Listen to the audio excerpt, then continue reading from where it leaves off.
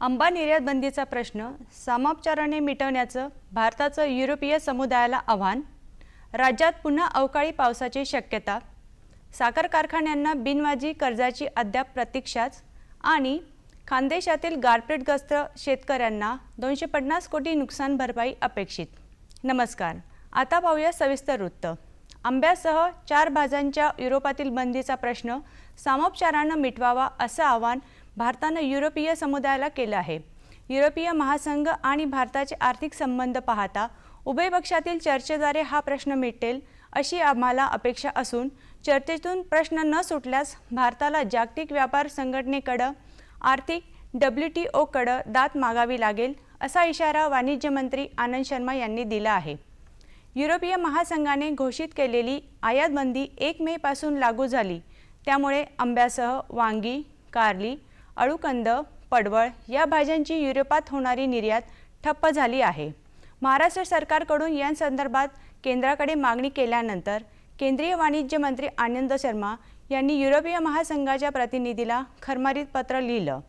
शर्मा यांनी लिहिलेल्या पत्रात म्हटलं आहे की युरोपीय महासंघ आणि भारताचे आर्थिक संबंध पाहता दोन्ही प्रदेश सामंजस्याने हा प्रश्न सोडवला पाहिजे। राज्यात पुन्हा अवकाळी पावसाची शक्यता हवामान खात्याने वर्तवली आहे। मध्य महाराष्ट्र, मराठवाड्यासह विदर्भात अवकाळी पाऊस हजेरी लावणार असल्याचा अंदाज व्यक्त करण्यात आला आहे। चालू आठवड्यातही अवकाळी पावसाची हजेरी कायम राहील असा अंदाज पुणे वेधशाळेने वर्तवला आहे। राजस्थान आणि गुजरातमध्ये असलेली चक्रवाताची स्थिती निवळली असून उत्तर प्रदेश 900 मीटर उंचीवर हवेचा चक्रवात आहे। तेथून मध्य प्रदेश, विदर्भ, मराठवाडा, कर्नाटकात येणाऱ्या वाऱ्यांच्या प्रवाहात अनियमितता आहे। याशिवाय बंगालच्या उपसागरावर असलेली हवेची द्रोणीय स्थिती श्रीलंकेकडे सरकली आहे। या स्थितीमुळे राज्यात पुन्हा अवकाळी पाऊस पडू शकतो असा अंदाज वर्तवण्यात आला आहे। ऊस उत्पादक शेतकऱ्यांना वेळेवर उचल देता यावी यासाठी केंद्र सरकारने साखर उद्योगाला सुमारे 6,500 कोटी रुपयाचं बिनव्याजी कर्ज जाहीर केलं आहे। राज्याच्या वाट्याला यापैकी 2,281 कोटी रुपये आले आहेत। मात्र राज्यातील काही साखर कारखान्यांना या बिनव्याजी कर्जाची अद्याप प्रतीक्षाच करावी लागत आहे। हंगाम संपत आला तरी या रकमेपैकी केवळ 1,300 कोटी रुपयांचंच कर्ज वाटप झालं आहे। आणखी 40 कारखाने या मदतीची वाट पाहत आहेत। नेटवर्थ उणे असलेल्या कारखान्यांना हा निधी देण्यावरून अडचणी निर्माण झाल्याने हे कर्ज वाटप लांबल्याची माहिती सूत्रांनी दिली। निविदा प्रक्रियेला प्रतिसाद न मिळाल्याने अमरावती विभागातील मागील 3 वर्षापासून भरडाईसाठी असलेला तांदूळ खराब होण्याची भीती निर्माण झाली आहे। राज्य सरकार हा तांदूळ विकण्याचा प्रयत्न करीत असले तरी विक्रीला प्रतिसाद मिळत नसल्याने पणन विभागासमोर समस्या उभी राहिली आहे। राज्य सरकारच्या पणन विभागामार्फत तसंच आदिवासी विभाग महामंडळाद्वारे सरकारच्या आधारभूत धान्य खरेदी योजनेअंतर्गत तांदळाची खरेदी केली जाते। या धानाची भरडाई करून तांदूळ वखार महामंडळाकडे जमा करण्यात येतो। खानदेशातील जळगाव, धुळे आणि नंदुरबार जिल्ह्यातील अनेक गारपीटग्रस्त शेतकरी नुकसान भरपाईपासून वंचित राहिले आहेत। अवकाळी पाऊस आणि गारांमुळे सुमारे 1,64,000 हेक्टरवरील रब्बी व फळ पिकांचे नुकसान झाल्याचे पंचनामे करण्यात आले होते। त्यानुसार सुमारे 250 कोटींची भरपाई मिळणं अपेक्षित होतं। सरकारने तिन्ही जिल्ह्यांना 2 टप्प्यात 80 कोटीचं अनुदान दिले। मात्र प्रत्यक्षात नुकसानग्रस्त शेतकऱ्यांच्या बँक खात्यावर अद्याप कोणतीही रक्कम जमा झालेली नसल्याने सगळीकडे कृषी व महसूल विभागाबद्दल तीव्र नाराजी व्यक्त होत आहे। ऊस पिकास पाचटाचे आच्छादन करून बाष्पीभवनाचा वेग कमी करा। काही कालावधीसाठी सरीआड सरी पद्धतीने पाणी द्या। मोकाट पद्धतीने पाणी देण्याऐवजी ठिबक अथवा तुषार सिंचन पद्धतीचा वापर करावा।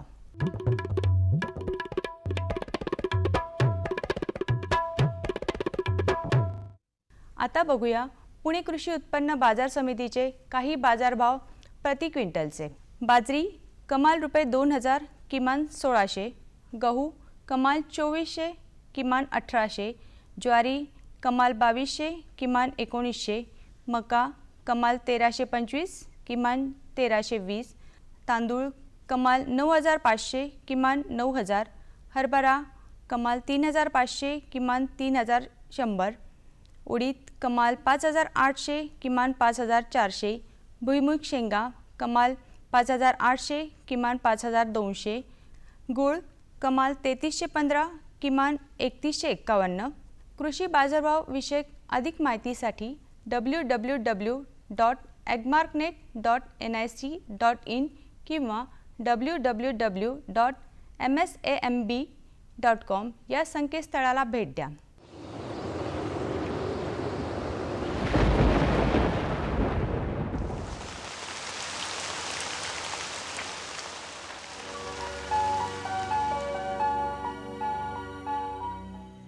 मध्य महाराष्ट्र आणि मराठवाड्यात तुरळक ठिकाणी मेघगर्जनेसह पाऊस पडण्याची शक्यता असून त्यानंतर हवामान मुख्यतः कोरडे राहील.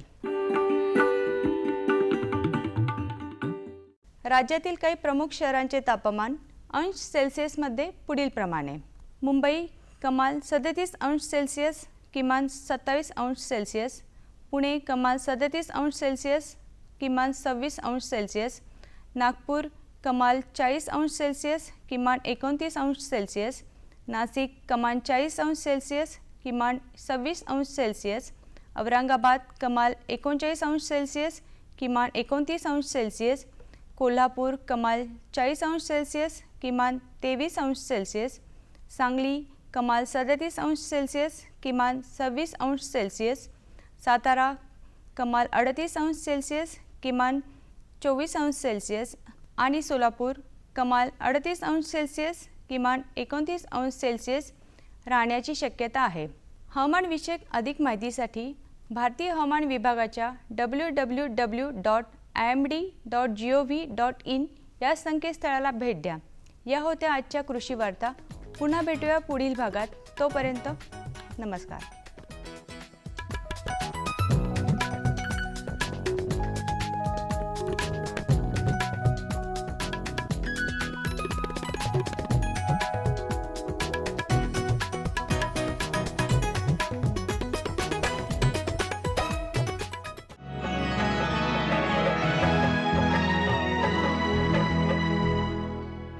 हे घे, आणखी सांग. बस. अरे हे काय भाऊ, इतकं कमी रासायनिक खत? शेती सोडली आहेस का? शेती नाही, नादानपणा सोडतोय. मातीचं परीक्षण केलंय.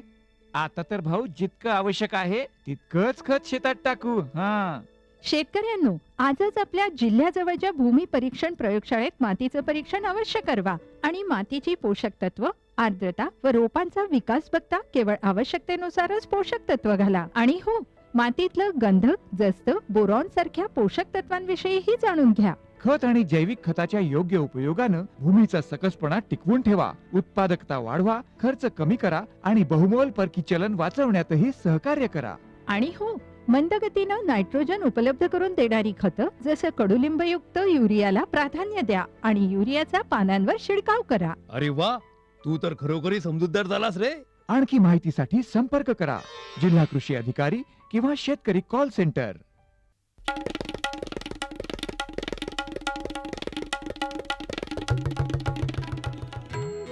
मामी, मी शाळेला जाते बरं. शाळेला?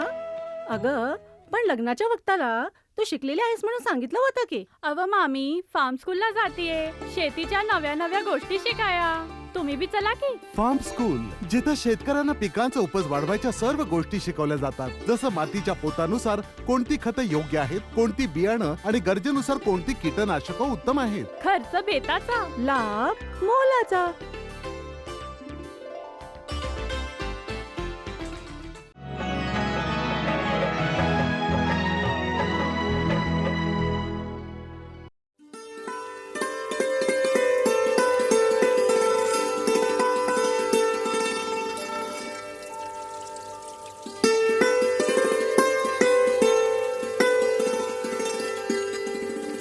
ऊस उत्पादनामध्ये महाराष्ट्र राज्य देशात अग्रेसर आहे.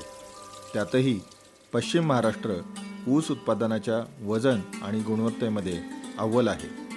त्यामुळंच या भागामध्ये साखर कारखाने मोठ्या प्रमाणावर आहेत. साखर कारखान्याला ऊस देताना तोडीसाठी होणारा विलंब, वजनात होणारी घट, ऊसाचे हप्त्यानं आणि उशिरानं मिळणारे पैसे इत्यादीमुळं शेतकऱ्याचा नफा कमी होतो. शिवाय बाजारात साखरेप्रमाणेच गुळाचीही मोठ्या प्रमाणावर मागणी असते. या सर्वांचा विचार केला तर गुऱ्हाळाचा धंदा नक्कीच फायदेशीर ठरू शकतो. नेमकी हीच बाब ओळखून सातारा जिल्ह्यातील कराड तालुक्यातील शिरगावच्या नंदिनी पुजारी या प्राध्यापक असणाऱ्या शेतकरी महिलेने गुऱ्हाळाचा व्यवसाय सुरू केला.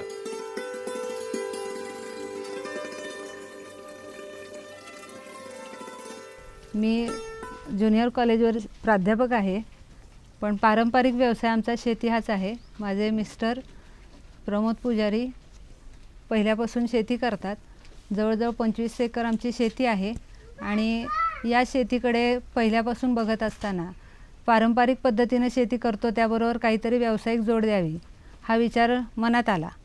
त्यानंतर व्यवसाय शोधायचा तर ऊसाचं क्षेत्र आपल्या जवळपास भरपूर आहे आणि त्यामध्ये कारखान्याला ऊस घालवताना बऱ्याच अडचणी लोकांच्या येतात. मग आपण जर आपल्या जवळपास गुऱ्हाळ नाही आहे तर गुऱ्हाळाचं सुरुवात केली तर ते चांगलं होईल या दृष्टीनं मनात विचार आला आणि माझे पती प्रमोद पुजारी आणि विजय यादव यांच्या सहकार्यानं या व्यवसायाची सुरुवात करायची मी ठरवली.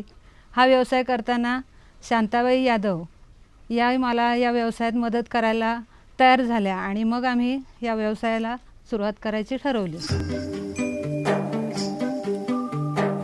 आधी स्वतःच्या शेतातील आणि नंतर इतर शेतकऱ्यांचा ऊस गाळपासाठी घेतला जातो. त्यामुळं पक्व ऊस शेतामध्ये पडून राहत नाही आणि नुकसान होत नाही.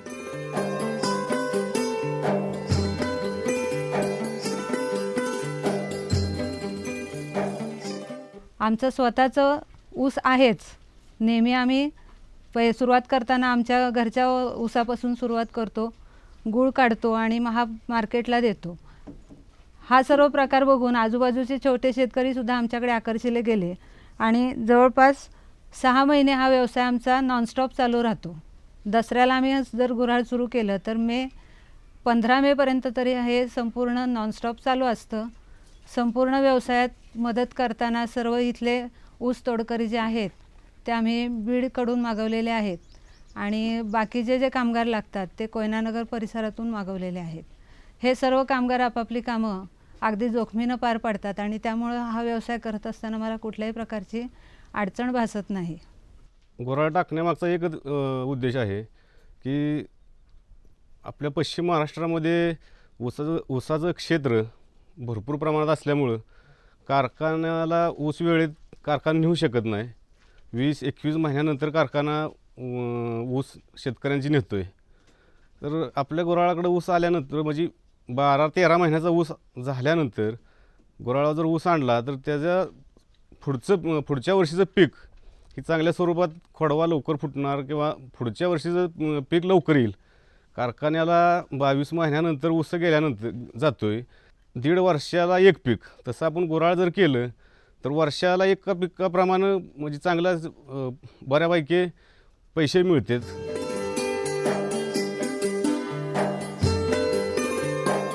मजुरीनं ऊसापासून गूळ तयार केल्यामुळं गुऱ्हाळालाही फायदा होतो आणि शेतकऱ्यालाही बाजारभावापेक्षा जास्त नफा होतो.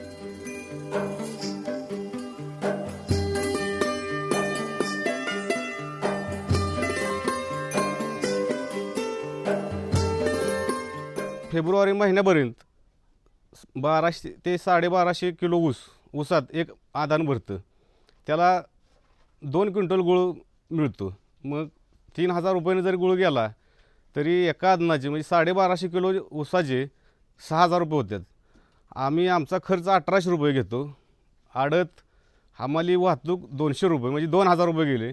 6 टनाला शेतकऱ्याला 4000 रुपये मिळतात आणि आम्हाला फायद्यापोटी 400 ते 500 रुपये शिल्लक राहतात. असं एकंदरीत जर बघितलं तर दिवसाला 6 आदनं आम्ही काढतो. जवळपासच्या शेतकऱ्यांचा ऊस तिथं तोडून आपण इथपर्यंत आणण्यापर्यंतची सर्व जबाबदारी ही आपलीच असते आणि त्याप्रकारे सर्व सुविधा आपण इथं एकत्रित करून घेतलेल्या आहेत. त्यामुळं तो ऊस तिथं तोडल्यानंतर इथं आणण्याचा कुठलाही त्रास होत नाही. सर्वसाधारण शेतकऱ्यांना इथं ऊस घालणं परवडतं. याचं कारण असं आहे की जे छोटे शेतकरी आहेत त्यांचा ऊस लवकर कारखान्याला गेला नाही. पाण्याच्या अभावामुळे त्या ऊसाचं वजनही कमी होतं आणि त्या प्रमाणात मोबदला शेतकऱ्याला मिळत नाही. त्यामुळे ते शेतकरी इथं गुऱ्हाळाला ऊस घालणं फार पसंत करतात, कारण वेळेत त्यांचा ऊस गाळायला जाऊन त्यांना पैसेसुद्धा वेळेत उपलब्ध होतात आणि त्यांची नडसुद्धा भागते.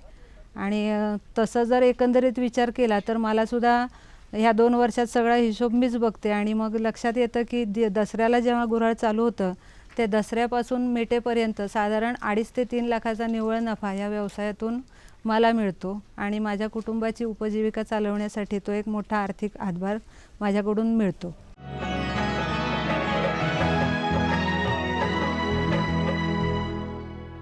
सुगंधाच्या दरवळीमध्ये, स्वादाच्या बहारीमध्ये, प्रगतीच्या डहाळ्यांमध्ये पसरणाऱ्या हास्यांमध्ये, हिरव्यागार झाडांमध्ये, मोठ्या मोठ्या सौद्यांमध्ये, गोड मधुर गुंजनामध्ये, आनंदाच्या चाहुलीमध्ये. NHM बागवानी मिशन.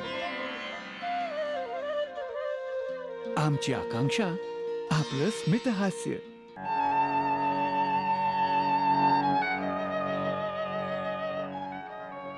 सकाळी 6:05 उत्तम शेती, लोकसंगीत आणि कीर्तनातून परंपरेचं जतन करणारे आकाशवाणीचे ग्रामीण कार्यक्रम. निष्ठावंत भाव भक्तांचा स्वधर्म, निर्धार हे वर्म चुको नये. निष्ठावंत भाव भक्तांचा स्वधर्म. केवळ शेतीच नव्हे तर ग्रामीण लोकजीवनाच्या सर्व अंगांना स्पर्श करणारे उपयुक्त कार्यक्रम. आकाशवाणीचे ग्रामीण कार्यक्रम. उत्तम शेती, कुटुंब स्वास्थ्य, चालू जमाना, भेटी गाठी, लोकसंगीत आणि ग्रामीण महिलांसाठी स्नेहबंध, तसंच रोज संध्याकाळी 7:15चा माझं घर माझं शेत अशा सप्तरंगी कार्यक्रमाचं इंद्रधनुष्य.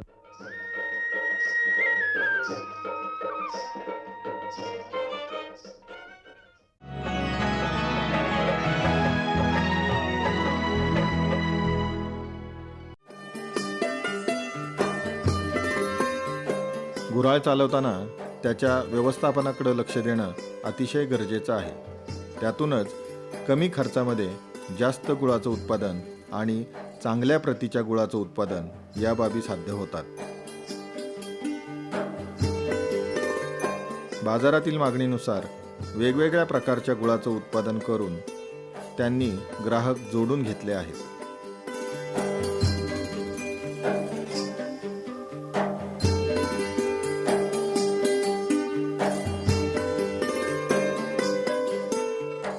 गृहिणी या नात्यानं जर विचार केला तर शेती करणारा माझा नवरा शेतकरी आहे आणि त्याच्या पाठी असा एक शेतीपूरक व्यवसाय घेऊन उभं राहताना मला फार अभिमान वाटतो. आणि सर्व स्त्रियांनी केवळ आपला नवरा शेती करतो आणि आपल्याकडं आर्थिक बाजू काही नाही असं गृहीत न धरता जर त्याकडे एक व्यवसाय म्हणून बघितलं तर हा एक सोनं करून देणारा व्यवसाय आहे आणि त्याकडे त्याच दृष्टीने बघावं.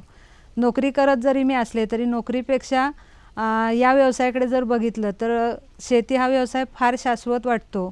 जरी निसर्गाने आपल्याला साथ दिली नाही तरी निसर्गावर मात करण्याची बुद्धी मात्र आपल्याकडे दिलेली आहे आणि त्या बुद्धीच्या जोरावर आपण शेतीतून नक्कीच चांगला आर्थिक पाठबळ उभं करू शकतो आणि चांगली प्रगती करू शकतो. तर ऊसावर प्रक्रिया करत असताना जेव्हा आम्ही गूळ काढतो तो गूळ आम्ही वेगवेगळ्या पद्धतीचा काढतो.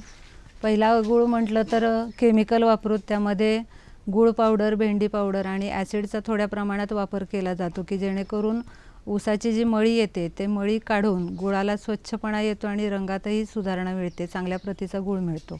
त्याशिवाय दुसऱ्या पद्धतीचा गूळ आम्ही काढतो तो आहे विदाऊट केमिकलचा की त्यामध्ये केमिकलचा वापर न करता भेंडीचा वापर करतो. आणि यात आणखीन प्रगती करायची तर सेंद्रिय पद्धतीचा गूळही काढायचा आमचा मानस आहे आणि काही मागणीनुसार आम्ही 1-2 वेळा तसा गूळ काढलेलाही आहे. आणि केवळ खाण्यासाठी म्हणून एक स्पेशल पद्धतीचा गूळ आम्ही तयार करतो, त्याला मसाला गूळ असं म्हणतो. त्या गुळामध्ये कुठल्याही केमिकलचा वापर करत नाही, पण फक्त दूध, वेलची आणि जायफळ पावडर वापरून तो गूळ काढल्यानंतर केवळ लहान मुलांना खाण्यासाठी रसायन विरहित आणि पौष्टिक असा गूळ आम्ही इथं तयार करतो आणि तशा प्रकारच्या गुळालाही मागणी चांगली आहे. फक्त गुळच नाही तर गुळाबरोबर काकवीही आम्ही इथं काढतो. काकवीची मागणी मोठ्या प्रमाणावर आहे. गुळाची रस कायलीत टाकल्यानंतर जे आपण काकवी तयार करतो त्या काकवी 100 रुपये लिटरनं जाते. एका आदनात 200 लिटर काकवी मिळते. मग 100 रुपयानं काकवीचे पैसे फार होतात. त्याचबरोबर बिगर केमिकलचा गूळ हा बी मार्केटमध्ये बऱ्यापैकी दरानं जातो.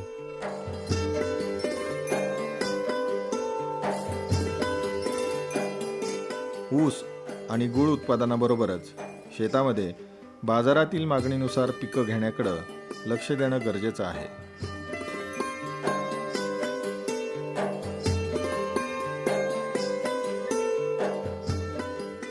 गुऱ्हाळाबरोबरच शेतातील अन्य उत्पादनांवर प्रक्रिया करून तयार होणारा माल बाजारात विकल्यास शेतकऱ्याला अधिकचा नफा आणि विक्रीची शाश्वती मिळते.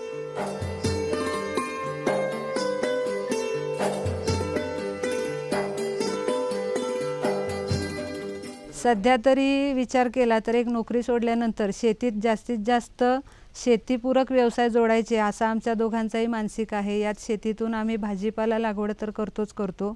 याशिवाय पशुपालनाकडं थोडासा कल आता वळवलेला आहे. तिकडंही आणखीन येत्या आगामी 1-2 वर्षात प्रगती करायचा आमचा विचार आहे आणि त्या दिशेने आमची वाटचाल चालू आहे की हा गुऱ्हाळचं आता 1-2 वर्षापूर्वीपासून चालू केलं. आता हे बऱ्यापैकी जमलेलं आहे आणि इथून पुढं पशुपालनाकडे आणि फळं भाजी या व्यवसायाकडे थोडंसं लक्ष केंद्रित करून त्यात नियोजन आणण्याचा आमचा प्रयत्न चाललेला आहे. बऱ्याच प्रमाणात टोमॅटोची लागवड केली जाते आणि टोमॅटोचा ज्यावेळेला बाजारात दर उतरलेला असतो त्यावेळेला तिथं टोमॅटो नेऊन घालण्यापेक्षा त्या टोमॅटोवर जर आपण इथंच प्रोसेसिंग केलं की त्यापासून टोमॅटो सॉस तयार करणं, केचप तयार करणं किंवा टोमॅटोची बर्फीसुद्धा तयार केली जाते. अशा प्रकारची वेगवेगळी जर उत्पादन आपण इथं काढली तर बाजारात ज्या वस्तूला दर मिळत नाही त्या वस्तूला चांगल्या प्रकारे दर उपलब्ध करून आपला आर्थिक फायदा करून घेणं शक्य होतं. आणि सर्व शेतकऱ्यांना मला हे सांगावंसं वाटतं की केवळ आपण शेतीत उत्पादन घेतलं आहे आणि मग ते मार्केटला जाऊन विकावं आणि मग त्यातून आपल्याला उत्पन्न मिळावं अशी अपेक्षा न करता अशा प्रकारचे छोटे छोटे प्रक्रिया उद्योग आपण आपल्या शेतापुरते सुद्धा करून त्याला बाजारपेठेत आणू शकतो आणि आपल्या पिकाचा मोबदला जास्तीत जास्त आपण उपलब्ध करून घेऊ शकतो की जेणेकरून आपण दुसऱ्यांवर कुठल्याही पद्धतीने अवलंबून राहत नाही. बाजाराच्या मागणीप्रमाणे पिकाची निवड मागणी कमी असण्याच्या काळात उत्पादित मालावर प्रक्रिया करून त्याची विक्री करणं असा बाजारपेठेशी संबंधित गोष्टींचा शेतकऱ्यानं विचार केल्यास त्याची शेती त्याला नेहमीच शाश्वत उत्पन्न देत राहील हे नक्की.